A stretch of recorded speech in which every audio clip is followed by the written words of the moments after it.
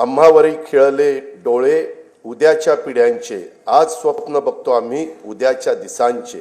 नवीन पिढीला रोजगारांच्या संधी उपलब्ध करून देण्यासाठी तसेच नव उपक्रमांमध्ये राज्य अग्रेसर व्हावे यासाठी नवी मुंबई येथे 250 एकर क्षेत्रावर नाविन्यता नगर इनोव्हेशन सिटी उभारण्यात येणार आहे।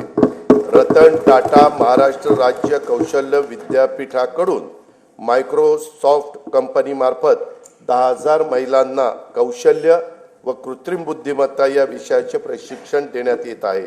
सन 2025-26 या वर्षाकरता कार्यक्रम खर्चाकरता उद्योग विभागास 1021 कोटी रुपये, कामगार विभागास 171 कोटी रुपये, वस्त्रोद्योग विभागास 774 कोटी रुपये आणि कौशल्य रोजगार उद्योजकता आणि नाविन्यता विभागास 807 कोटी रुपयाचा नियतव्यय प्रस्तावित आहे।